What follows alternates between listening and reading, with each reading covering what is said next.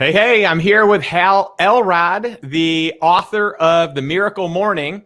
And, it's really funny. I was tempted. Do I actually have a little fun with this and be like the author of The Miracle Morning for couples, The Miracle Morning for kids, The Miracle Morning for real estate agents, and da-da-da-da-da. I mean, you've got so many books published in so many different languages. I mean, how many is it up to now? You're in like the 20s, right? Or in the 30s? 37 languages, 37. 12 books, I think.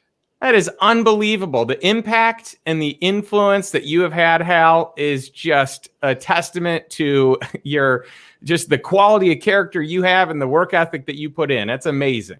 Thank you, brother. I appreciate it. And I do feel it's the result also of just an incredible, group of people that have supported the mission and the movement, and me personally over the years that I try to take a little credit, but give most of it away. So. I love it, man. That's so cool. Well, I'm so glad to have you here. We're obviously celebrating this week being kind of like the live stream week, and we're kicking off the book launch a little bit early. So the official launch is on the 12th, next week, Tuesday. And we've got a launch party, which is going to be from 10 a.m. to 1 p.m. Central Standard Time. But I've had a featured guest each week leading up to it. And what I've wanted to do is basically bring in some of my closest friends, some of the people that I think have had some of the most impact on myself, on others, just in general, that they have huge impact. And so, Hal, I'm thrilled to have you here because you have had a huge impact on me. You've had a huge impact on many people in our circle of friends. And then, of course, this goes beyond just the borders of the U.S. This is worldwide, 37 languages. So thank you for your impact, and thank you for the support that you've been to me through this whole process. Yeah, man, it's great to see. I've been the beneficiary of your wisdom for a long time, and so I'm excited for the world to for your book to come out, because you are a brilliant, heart-centered human being, and when it comes to investing, you're one of the most prolific, proficient, effective of investors that I've seen. And so to see that you're going to share the wisdom in the book, I'm excited for people to experience this. In fact, I just decided our podcast episode on my show is coming out on the 12th as a bonus episode, because I really want to get people to know about your book. That's awesome. Thanks so much. I appreciate it. When I think about it, so Hal and I actually just got together. So Hal and I are in a band, and this isn't like the type of band that you think of, like a music band, a rock band. I mean, it could kind of be cool if that were the case. We should learn how to play instruments and make it that too. Right. But Hal and I are in a fatherhood band, and it's all about being better husbands, being better fathers, and spending time intentionally working on ourselves and holding each other accountable. So there are 4 of us, and we meet every single month. And so we just met yesterday at one of our favorite restaurants called Snooze. I mean, I could eat there every day of the week. I love that place. And it was just a blast. Beautiful people. Just our band is just, it is comprised of some of the most amazing, wonderful, selfless people. And then we just spend time, sharing highs, sharing lows, and being a support to each other, and challenging each other to grow better and be a better husband and father. Yeah. And I'll acknowledge you. Your win, I'll put it out there for everybody, was that you, in the midst of this book launch where you've been working, like you said yesterday, there's more to do than there is time to do it. It's this constant feeling of, I need to be working from morning till night. And I've been there as an author. But your win was that you maintained your quality time with your wife and your daughter, with Jen and Savannah. And so, I think that just shows where the beauty of what you're teaching in this book is about time freedom as much as it is about financial freedom. And the beauty of it, that you actually are practicing what you preach. You are living that. And I know you're donating 100% of your profits of the book to charity. So you're not doing this book to make money. You're doing it to share your knowledge and your wisdom and to contribute. And so I love seeing that what you're teaching in the book, you actually are living as a result of what you're teaching in the book while you're writing the book and launching the book. So it's a beautiful alignment of values and of synergy. Well, I appreciate you saying it, Hal. And, the goal is to have impact both on the educational level with people actually implementing things and gaining financial freedom, just like what you've been able to do with your book, where people implement it and they end up having just revolutionary changes in their life because they focused on themselves and putting themselves in a good state.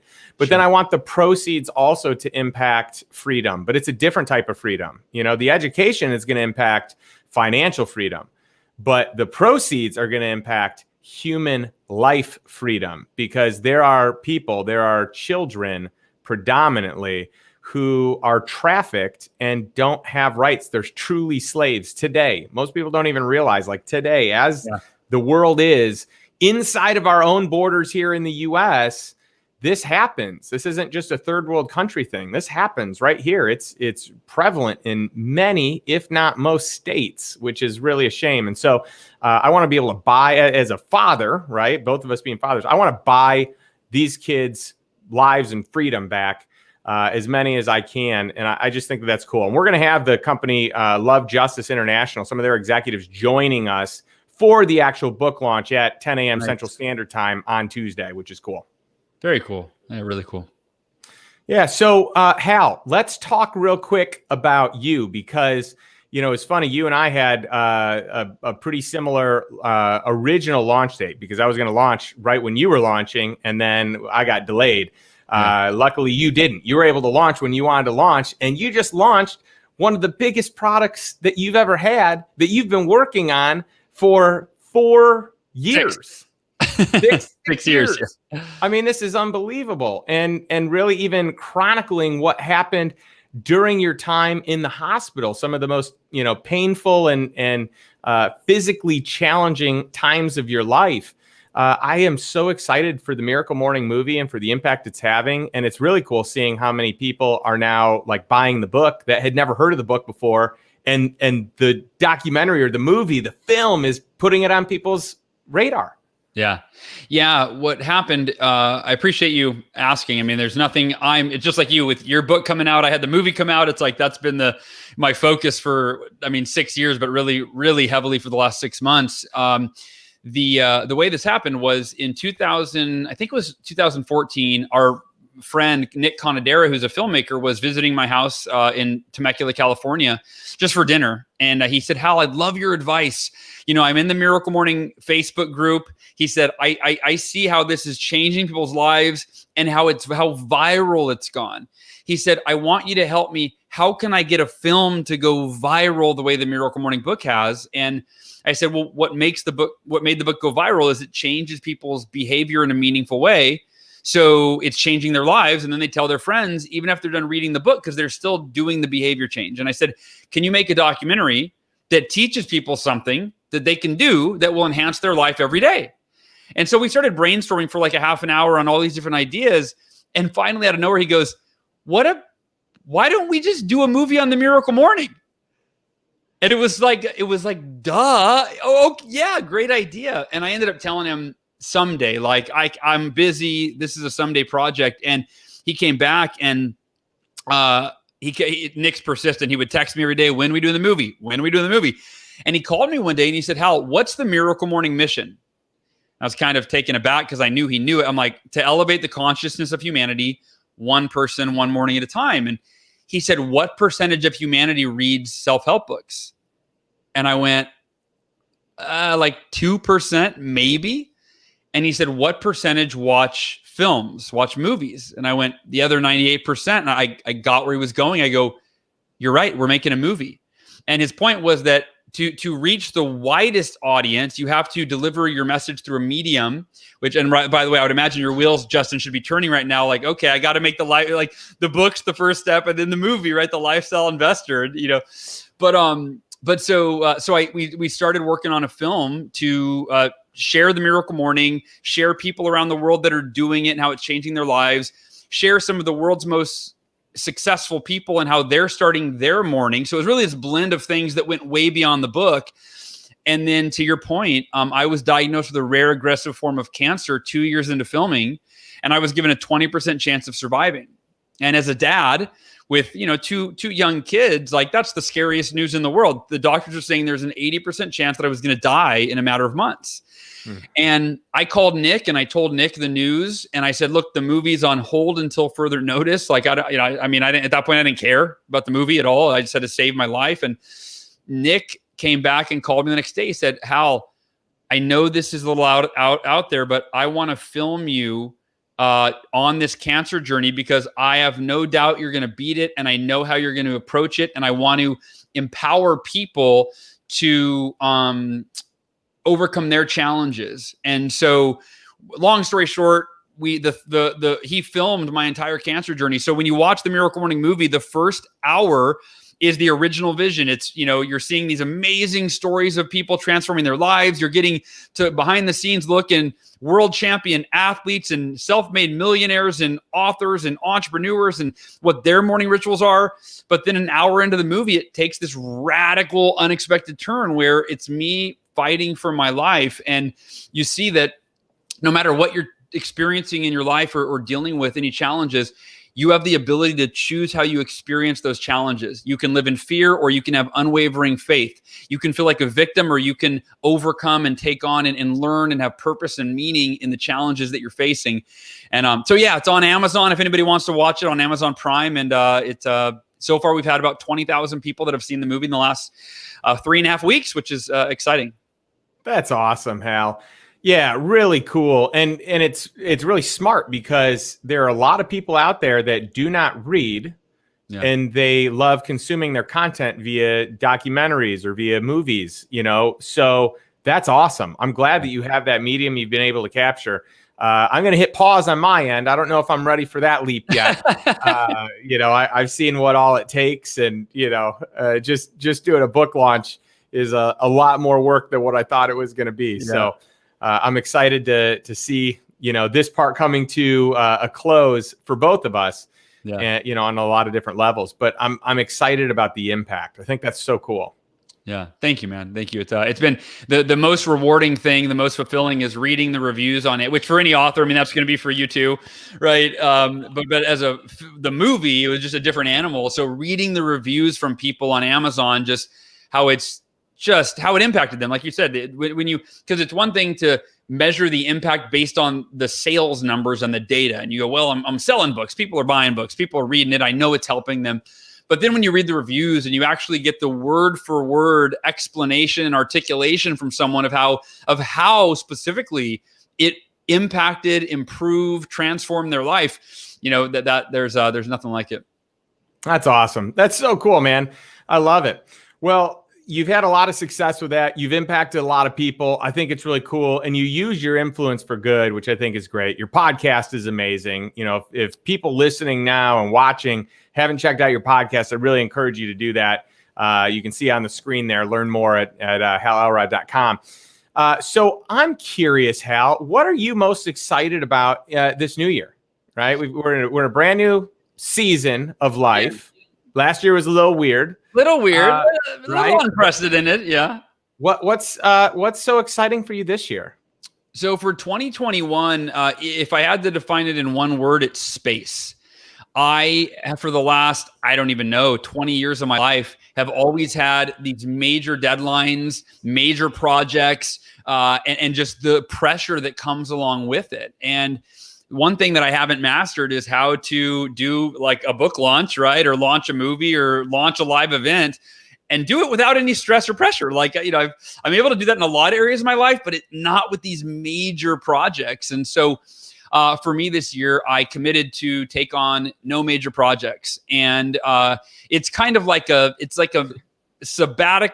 hybrid sabbatical kind of where I'm only working while my kids are in school. My kids and I just started doing the Miracle Morning together at 6:30 a.m. before school on January 1st of this year, which is exciting. It's been going great. And then I help them get ready for school from 7 to 8 with my wife. So it's kind of family time. I take them to school on Tuesdays and Thursdays, pick them up Monday, Wednesday, Friday. And again, I don't work when they're not in school. I shouldn't say it's not perfect. Sometimes I've found myself, it's hard to break these habits, but I'm committed to it. So this year it's having space to do what I want. And, it's interesting that the book that you wrote, The Lifestyle Investor, a big part of this is a lot of the things that you've been teaching before they were in the book, and I just knew you as a friend, I've been able to implement, and so that I have the choice to work or not work. And I can work. And for me now, the work is based on impact and not income, meaning, right, like that's okay. It was this morning, I was thinking, I'm like, all right, how can I serve more? How can I contribute more? How can I help more people? That was the question that was driving me today, because I found myself, if I view it as work, I'm going, I really just want to help people. I don't want to do it because I have to do it. So anyway, I think that what you're teaching in your book I think that all of us, it's about financial freedom, but freedom is that word where you get to wake up and go, how do I want to live today? What do I want to do? Who do I want to spend my time with? Where do I want to spend my time? Because I've implemented a lot of what you're teaching, I have this choice this year. Well, thanks for sharing that. That's awesome. It's cool to hear the impact that it's had, especially, because often it happens over time, right? So sure. It's not like you just say this one thing and it's so profound that someone changes everything that they're doing. Now, if you have a life and death circumstance, I think that's one where like you could change everything. Sure. At any point in time, you could make that decision, but most people don't. So generally, it's like a small little thing that happens over a period of time. You hear something, you hear it again, you hear it in a different way, and then slowly but surely, you start to kind of process things differently, and then all of a sudden, your thinking is a 180. And it's really cool to see it happen. It's really been neat to see you and the quality of lifestyle you have, especially since I know you put it on you pour your heart out. You do like. When you work hard and you give the best of your abilities, and you're so lovable. Like last night I was talking to Jennifer and your name came up and she said, gosh, how could anyone not like Hal? He's like maybe the most likable person out there, and he's always doing good for people, and so I'm like, man, that's so good. I love having friends like that. But I mean, that's what people think of you. It's fantastic. And so, to hear that you are then like making greater strides in your world for your time and your freedom and more quality time with your family, it's just awesome. Yeah. Thank you for that. I appreciate that, especially coming from Jen, because I adore your wife. I adore Jen. She's the best. I want to say this. I want to touch on something that you said, which is, you said, I didn't build it overnight, or it didn't happen overnight, something like that. And I want to highlight that for people. And I'll use my example first, and then I'll share kind of a bigger principle that people can adopt in terms of a mindset that will, I think, help people feel a lot less stressed in the day-to-day and a lot more optimistic about what they can create over time. So my goal when I wrote The Miracle Morning, it published on 12/12/12, so December 12th, 2012. And my goal was to change 1 million lives one morning at a time. That was the original mission, change 1 million lives one morning at a time. And the number 1 million is kind of arbitrary. It's a big number that gives you a huge target to shoot for, right? And I set the goal for 1 year because, once again, it's an arbitrary time frame that we tend to, all right, like, what am I going to do this year? I did when I self-published, I wasn't a New York Times bestseller. I self-published The Miracle Morning. I didn't have an audience, or at least not a significant audience, very small. It was basically my customers from when I was in sales, for the Cutco company. Didn't have an audience, didn't have a platform, didn't have a podcast, I didn't have a blog, had no real way of reaching people in terms of, I didn't have an audience that I could reach right away. I had to build something. I had to go and reach out and get interviewed and do these things. So I really didn't know how I was going to do it. I just was committed to do everything in my power. And that first year, remember, my goal was 1 million, which was basically 1 million books sold. I sold 13,000 copies of The Miracle Morning. Now, if you do a little math, that's 987,000 copies short of my goal. That's 98.7% short, right? I made it by 1.3%. I mean, terrible in terms of that measurement. And by the way, to do that, I did 52 of my own podcast interviews because I did launch a podcast on the day the book came out. I was on 150 other people's podcasts that year. I gave 36 speeches around the United States and Canada. I was on over a dozen television shows. So I did everything that I could possibly do, and I engaged on social media every day. And I was 1.3% to my goal, 98.7% short. I'm sorry, is that 1.3? Yeah, 1.3. So here's the point. I think human nature is like, oh, I tried, I failed, I'll do something different, right? But for me, I believed so much in the Miracle Morning and the message, and just reading those reviews on Amazon, getting those emails, I knew that it could change people's lives. And so I was committed, even though the goal was 1 year, I was committed for as long as it took. And I remember, I don't know why this number stood out, but I go, maybe it'll take 30 years, but I'll keep doing this stuff. I'll keep giving speeches and doing podcasts and doing interviews. I'll do whatever it takes for as long as it takes. And year 2, I sold like 23,000 copies. So, again, still better, but nowhere near the million that I was shooting for. And it took 6 years. The 6th year, we finally surpassed 1 million copies sold. And then since then it's sold another 1.5 million copies in the last, 2 or 3 years. Here's the lesson for everyone. The lesson for everyone, and it's a lesson for me first, that I've really lived by, is that when you finally get to the point in your life or in your business or any area of your life, when you finally get to the point that you've been working so hard for so long, you almost never wish it would have happened any sooner. Instead, you look back and you go, oh, it was supposed to take 6 years.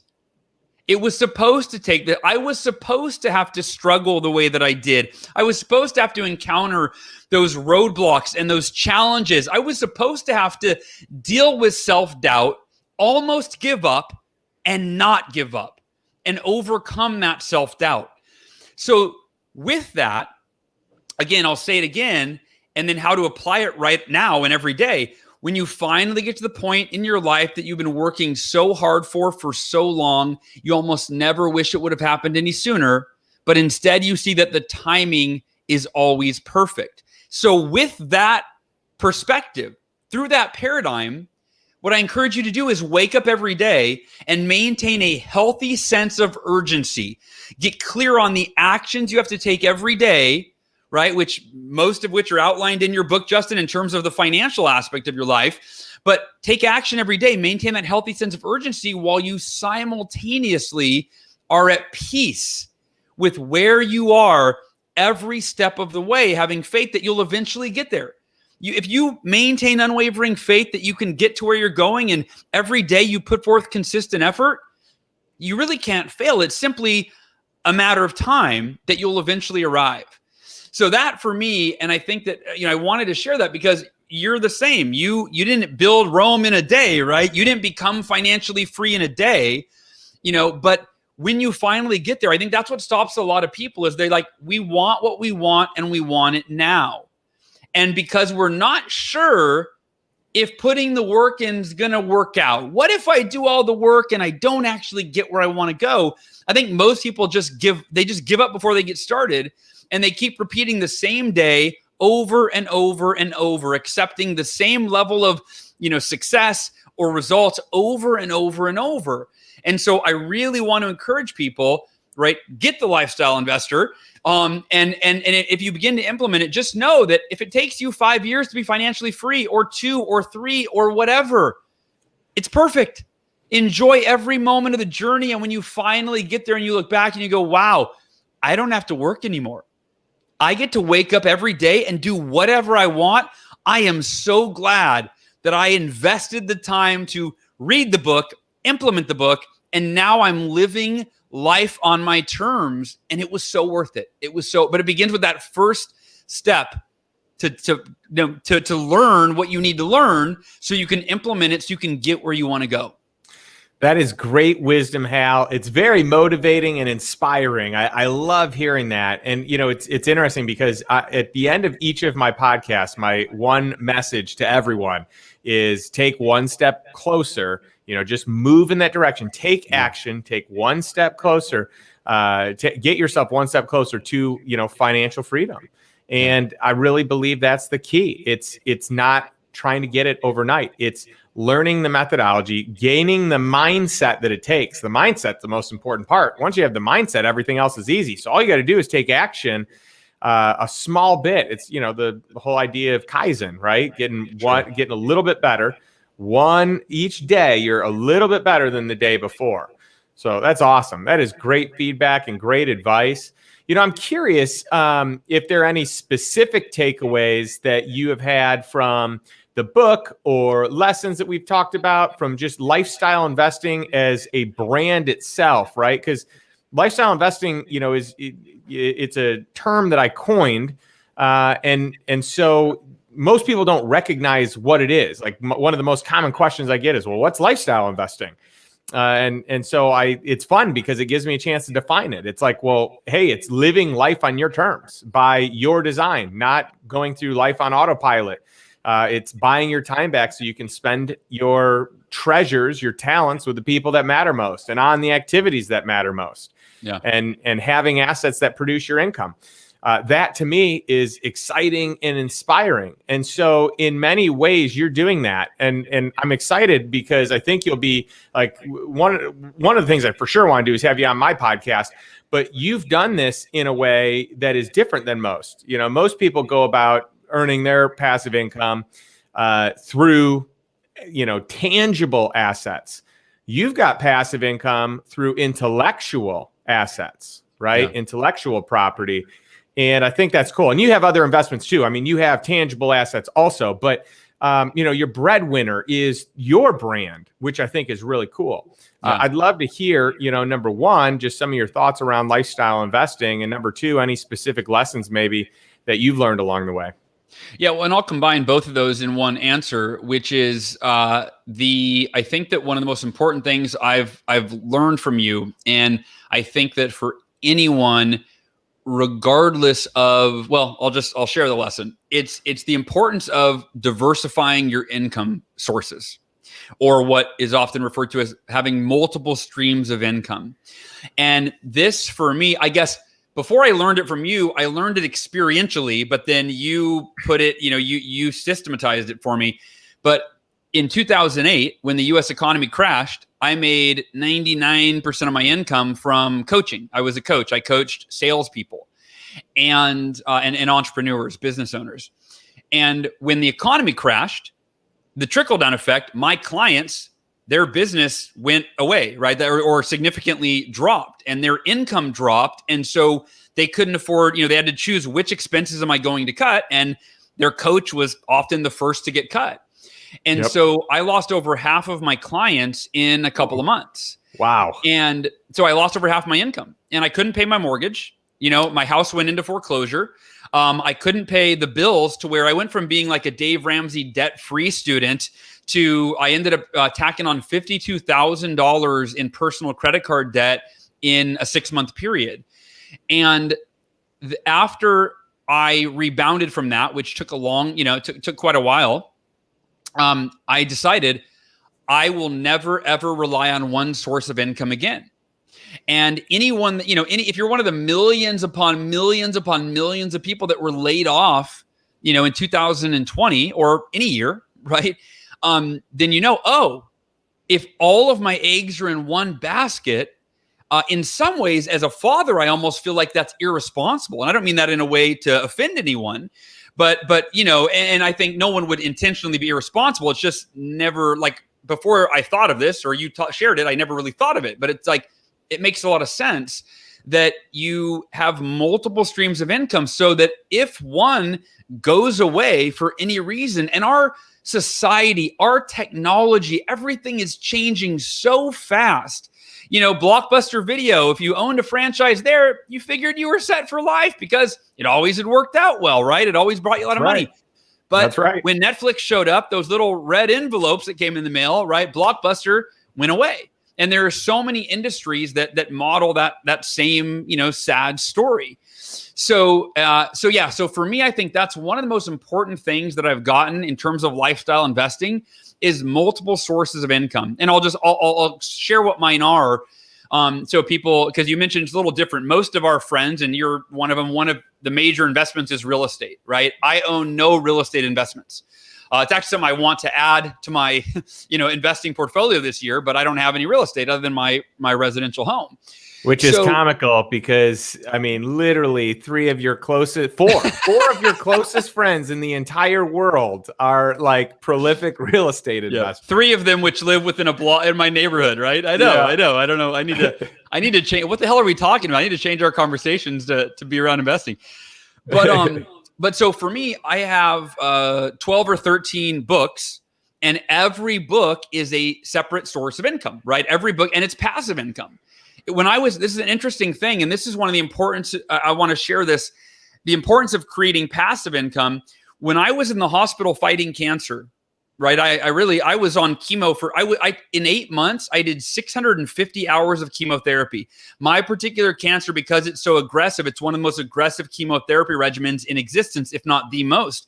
So I was out of it for 8 months. I couldn't really function. And I remember so many times thinking, thank God I wrote those 12 books, because those paid for all of our expenses, including my doctor bills. In fact, someone raised $100,000 for me while I was in the hospital, an organization, and I have since given that to, I just passed that from me and I just gave it to charity. Because I thought, I don't need this. I'm going to pay it forward. And so the point is, having those multiple streams of passive income supported my family. And again, so many times I remember thinking, if I didn't have that, life was hard.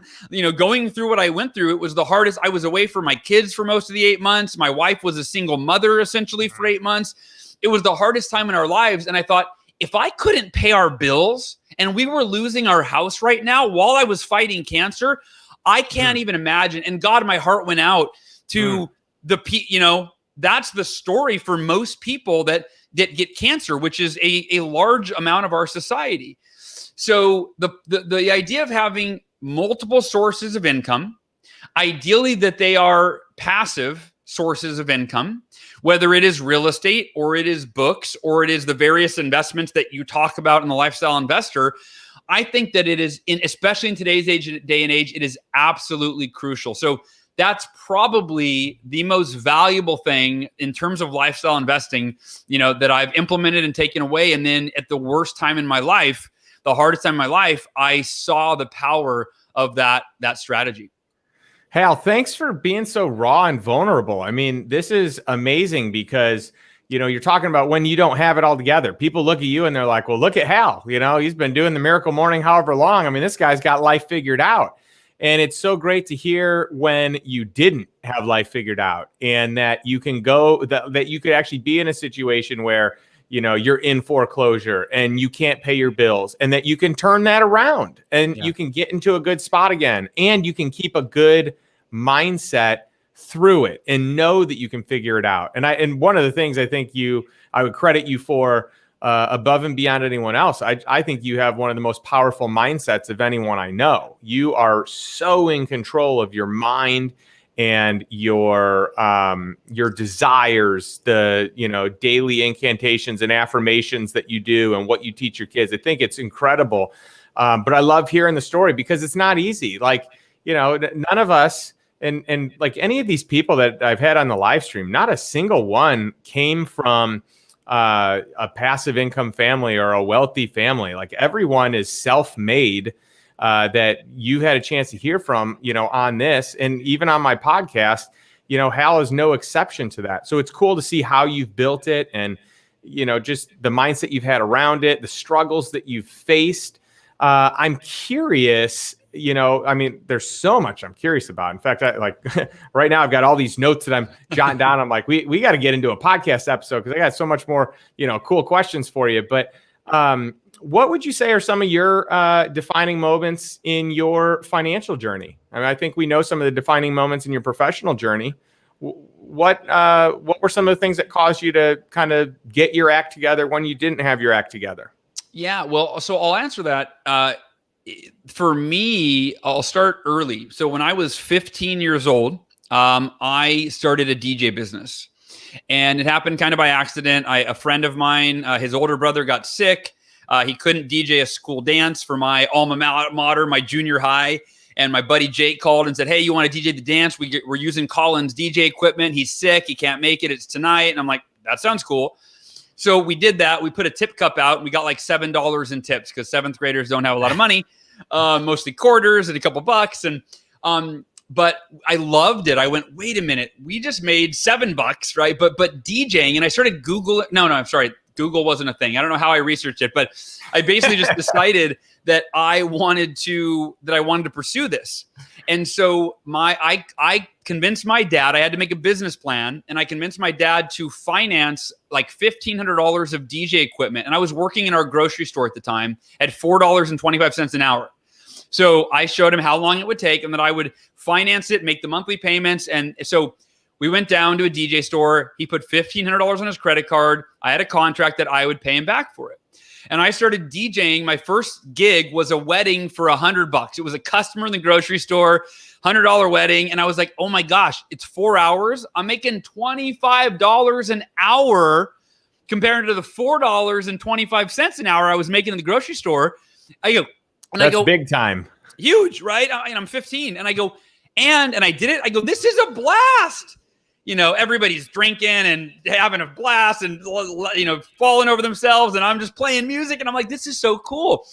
And then I raised my fee to $75 an hour and then $100 an hour. Right. And then that, that kind of took off. And so throughout high school, I started making, 10 times more than that, 20, 30 times more than my friends were. And they hated their jobs. And I was doing something that I loved. So the reason I share that story is it was a defining moment where I went, so wait, you can do something that you actually love to do with an income that is significantly higher than what someone else tells you you're worth, right? That was the beginning of the entrepreneurial journey for me. So that was really the first defining moment. And then when I was 19, I discovered Cutco Cutlery, a buddy of mine. I went kicking and screaming. I'm like, I am not a salesperson. I don't want to sell kitchen knives. Are you crazy? And my buddy Teddy convinced me to give it a shot. And in my first 10 days, Teddy. Yeah, Teddy Watson. And I earned over $3,000 in commissions in my first 10 days. So then it was like, whoa, wait a minute. And I set my own schedule. There's no ceiling on my income. Granted, selling knives wasn't quite as fun as DJing, but it was fun. Like I enjoyed interacting with customers and stuff. And so that was another paradigm shift of, wow, I can earn significantly more money. And I think the biggest paradigm shift was my whole life, I had been very mediocre. And this is important for anybody that wasn't an achiever. Like if you grew up and you were average or below average, like that was me. I did the DJ thing. Yes, that was kind of different, but I wasn't popular. I didn't get good grades. I was always in trouble in school. In fact, I set a record for the most hours of detention my senior year. Literally, I got 100 and I think it was 186 hours of detention and I couldn't serve it.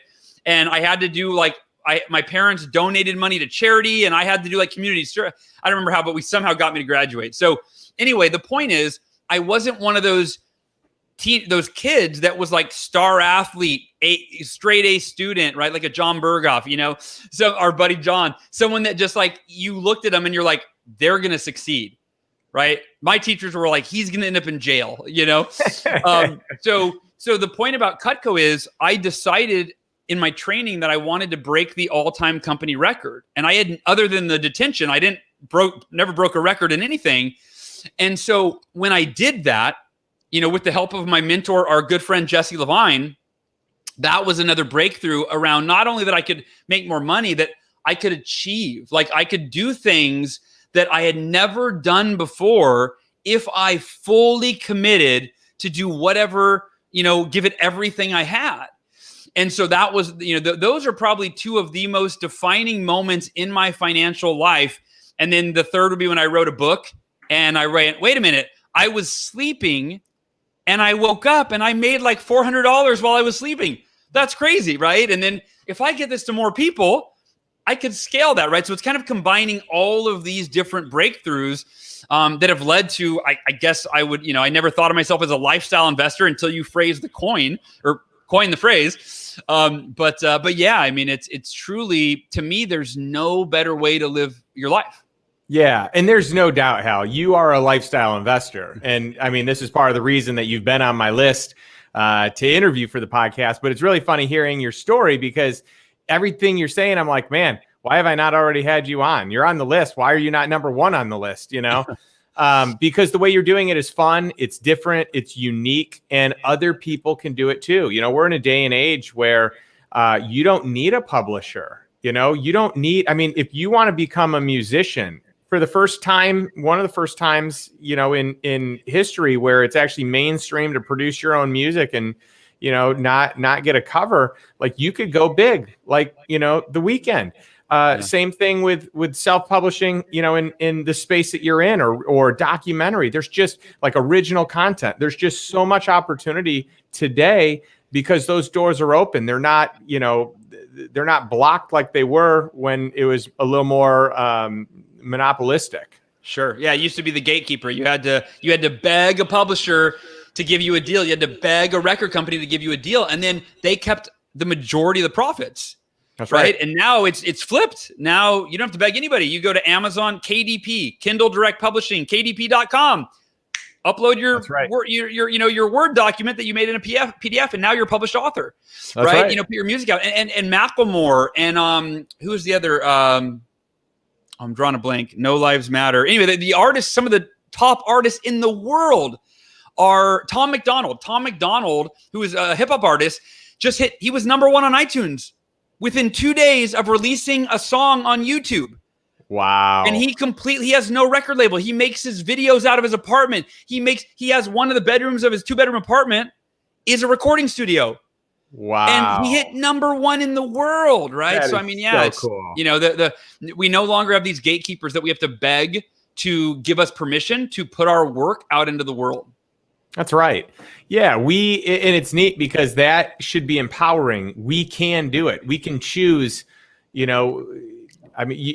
people, you are at least, 6 degrees, if not way less than that, from whoever it is that you want contact with. And, whatever it is that you want to achieve, it's out there, it's possible, because it's easier now than ever before, and innovation is more rampant than ever before. I mean, we are in just such a unique time where in the last, 8 months, there have been, this was like one of the craziest time frames in human history of people applying for new businesses, creating new entities. And so it's cool to see, like, even through the destruction and through the turmoil, which, I want to, for anyone that really is dealing with hardship, I want to recognize that and address that, because that's real. And then on the flip side of the coin, you've got more innovation and more new business and more opportunity than ever before.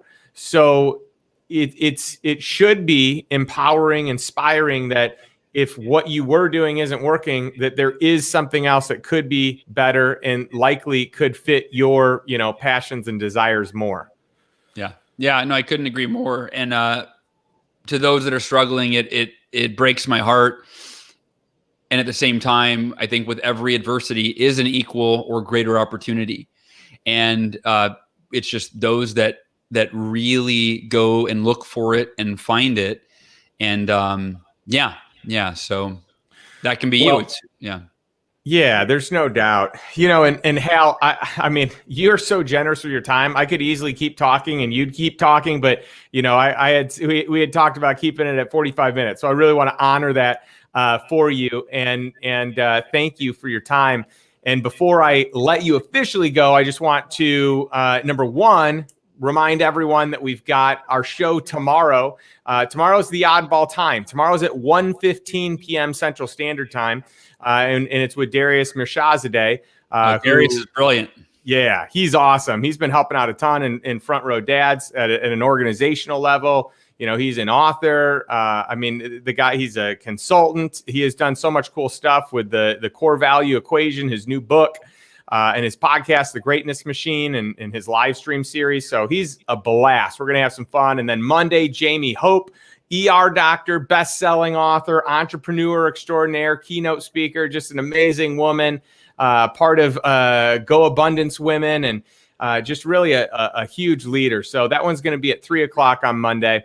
And then Tuesday, we have the actual launch, the 12th, January 12th. The Lifestyle Investor is officially live, and we've got our kickoff event. Amber Vilhauer is going to be joining me. We're going to kick things off with Love Justice International, the company that I'm working with, that we're donating the first round of proceeds from the book to. There are a lot of charities I want to work with, but all the proceeds are going to go to charity in some way, shape, or form.